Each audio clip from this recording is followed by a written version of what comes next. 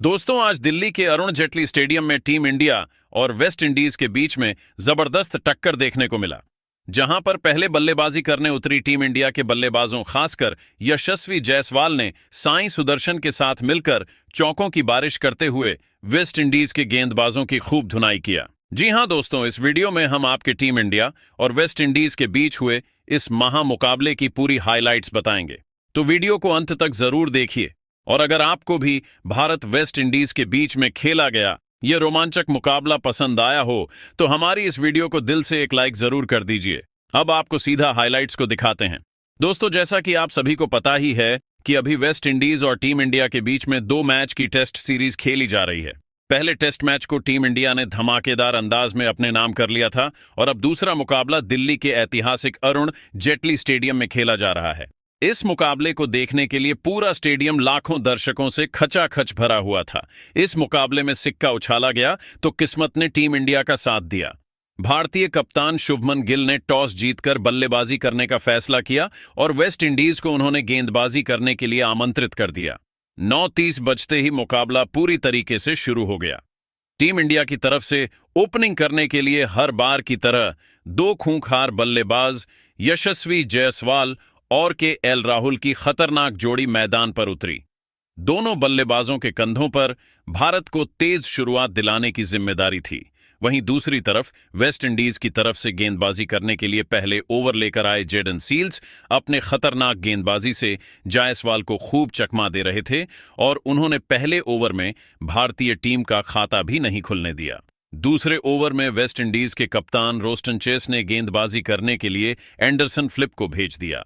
उनके सामने स्ट्राइक पर मौजूद थे कि एल राहुल। उन्होंने ओवर की 5वीं गेंद पर तगड़ा प्रहार किया और चीते के रफ्तार से दौड़कर 2 रन चुरा लिए। इसी के साथ टीम इंडिया का खाता खोला।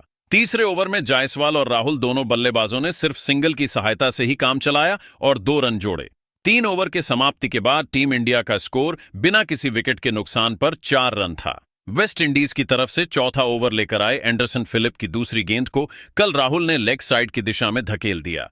गेंद तेजी से बाउंड्री की तरफ बढ़ रही थी, लेकिन यहां पर वेस्ट इंडीज की तरफ से शानदार फील्डिंग देखने को मिला और जस्टिन ग्रीव्स ने गेंद को रोक दिया।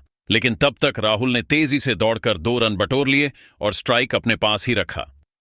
5वीं गेंद पर राहुल ने तगड़ा प्रहार किया और गेंद लॉन्ग ऑफ की दिशा में 4 रनों के लिए चली गई।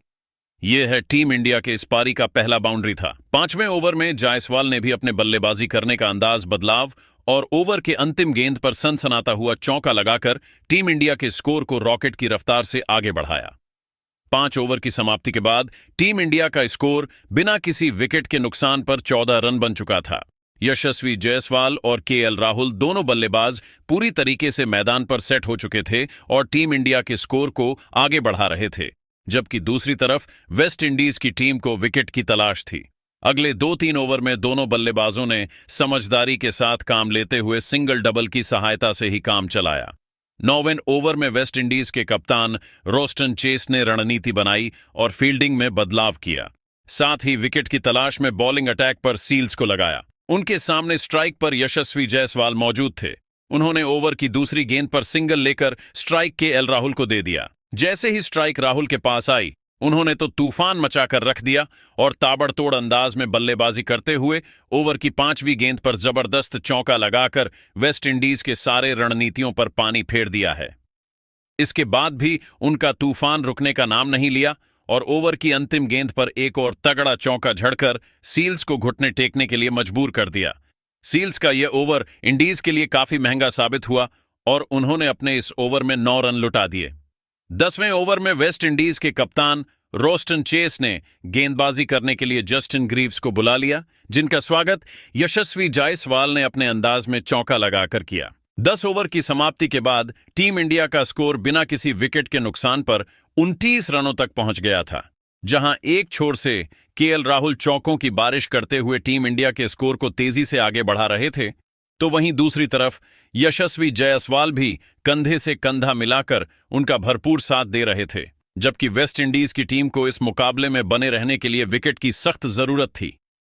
11वें ओवर में इंडीज की तरफ से गेंदबाजी करने के लिए सबसे खतरनाक गेंदबाज एंडरसन फिलिप आए, लेकिन दोस्तों यहां पर केएल राहुल ने कोई भी रिस्क नहीं लिया और संभल संभल कर बल्लेबाजी करते हुए अपना विकेट बचाए, क्योंकि उन्हें पता था कि अगर वह एंडरसन फिलिप के सामने कोई भी बड़ा शॉट खेलने का प्रयास करेंगे तो उन्हें महंगा पड़ सकता है। एंडरसन फिलिप ने अपने इस ओवर में एक भी रन नहीं खर्च किया, लेकिन वह भी जायसवाल और राहुल के साझेदारी को नहीं तोड़ सके। अगले ओवर में जस्टिन ने भी शानदार गेंदबाजी का नजारा पेश करते हुए जायसवाल को खूब चकमा दिया और उन्हें एक एक रन के लिए तरसा दिया। लेकिन दोस्तों, 13वें ओवर में जैसे ही यशस्वी जायसवाल को मौका मिला, तुरंत ही उन्होंने इस मौके का जबरदस्त फायदा उठाते हुए ऑफसाइड की दिशा में सनसनाता हुआ चौका लगाकर टीम इंडिया के स्कोर को 34 रनों तक पहुंचा दिया। दोस्तों, वेस्ट इंडीज के कप्तान रोस्टन चेस ने अपने हर गेंदबाज को आजमा लिया था, लेकिन कोई भी गेंदबाज अभी तक एक भी विकेट नहीं निकाल पाया था। इसीलिए उन्होंने 14वें ओवर में गेंदबाजी करने के लिए जस्टिन ग्रीव्स को भेज दिया। लेकिन केएल राहुल ने ओवर की दूसरी गेंद पर चौका लगाकर वेस्ट इंडीज के इस फैसले को भी गलत साबित कर दिया।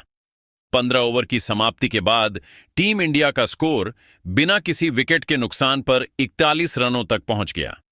यशस्वी जायसवाल और केएल राहुल दोनों बल्लेबाज मजबूती के साथ मैदान पर अपना पैर जमाए हुए थे और उनके बीच में एक बड़ी साझेदारी पनपती हुई दिखाई दे रही थी। 16वें ओवर में वेस्ट इंडीज के कप्तान रोस्टन चेस ने जस्टिन के ऊपर भरोसा जताया और गेंद को उनके हाथों में दे दिया। लेकिन इस बार यशस्वी जायसवाल और केएल राहुल ने मिलकर उनकी धज्जियां उड़ाकर रख दिया।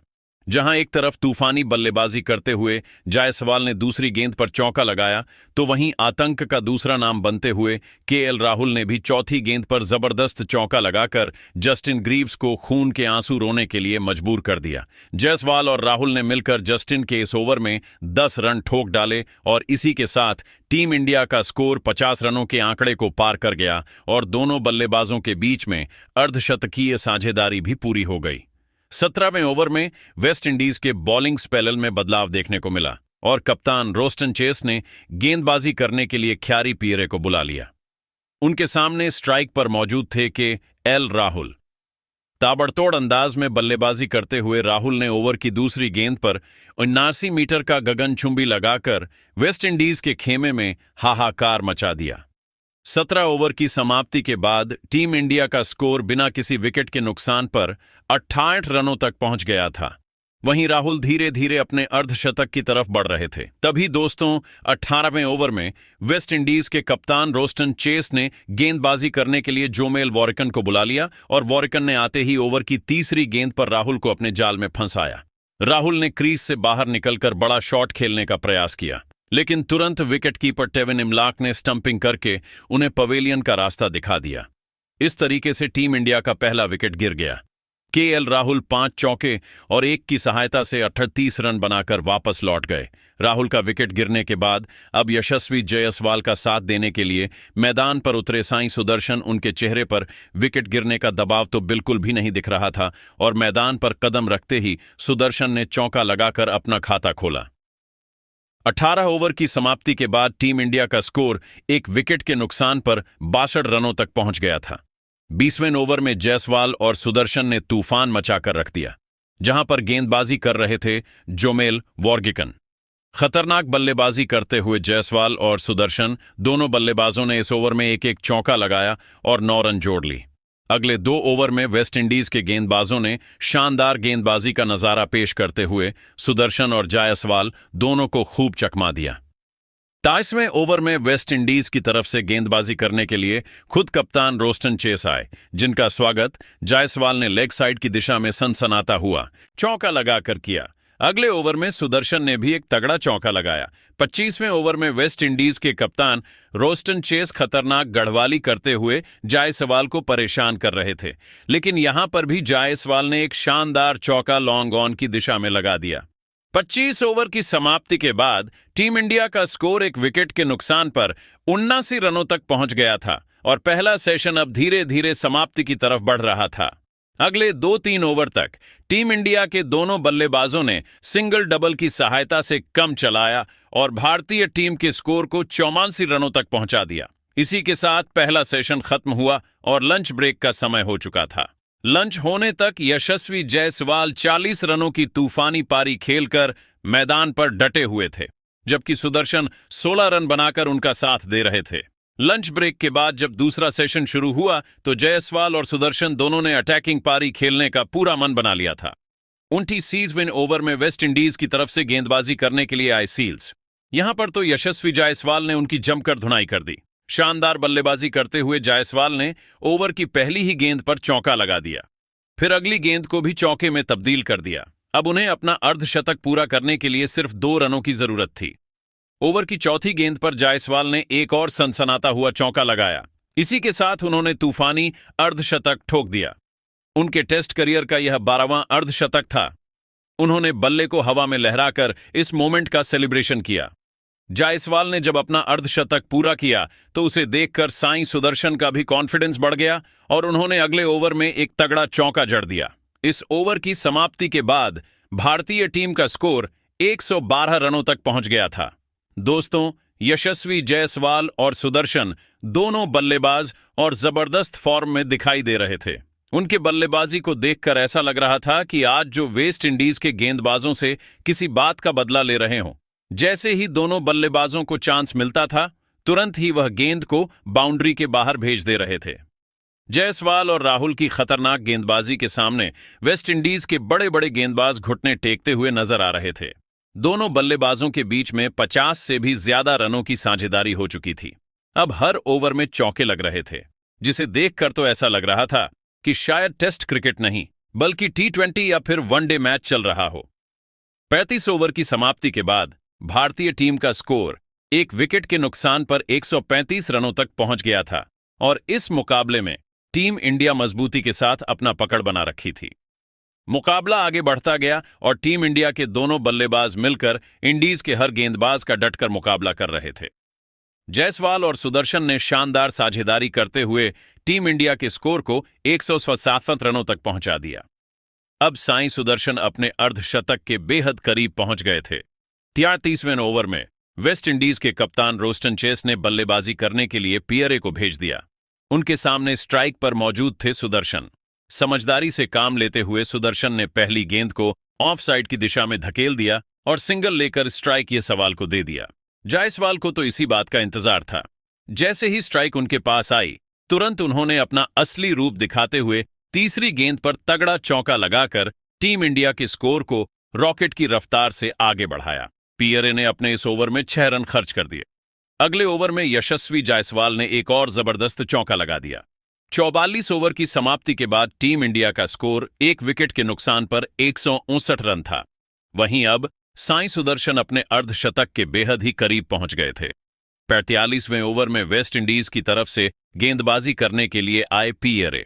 इस ओवर में टीम इंडिया के दोनों बल्लेबाज सिंगल डबल की सहायता से ही काम चला रहे थे, लेकिन चौथी गेंद पर सुदर्शन ने लॉन्ग ऑफ की दिशा में जबरदस्त चौका लगाया और इसी के साथ उन्होंने अपना अर्धशतक भी पूरा कर लिया। सुदर्शन के टेस्ट करियर का यह दूसरा अर्धशतक था। उन्होंने बल्ले को हवा में लहराकर इस मोमेंट का सेलिब्रेशन किया। 45 ओवर की समाप्ति के बाद टीम इंडिया का स्कोर एक विकेट के नुकसान पर 175 रनों तक पहुंच गया था। 46वें ओवर में वेस्ट इंडीज के कप्तान रोस्टन चेस ने रणनीति बनाई और फील्डिंग में बदलाव किया। साथ ही विकेट की तलाश में गेंदबाजी करने के लिए एंडरसन फ्लिप को भेज दिया। लेकिन यहां पर तो यशस्वी जायसवाल ने अकेले उनकी तगड़ी धुनाई कर दिया। खतरनाक बल्लेबाजी करते हुए जायसवाल ने दूसरी गेंद को मिड ऑन की दिशा में धकेल दिया। तो दोस्तों, आप सभी को क्या लगता है कि टीम इंडिया मैच को जीत पाएगी? अपनी राय हमें कमेंट करके जरूर बताएं और ऐसी ही जानकारी देखने के लिए हमारे YouTube shortsindia.b चैनल को जरूर सब्सक्राइब करिए। धन्यवाद। जय हिंद, जय भारत।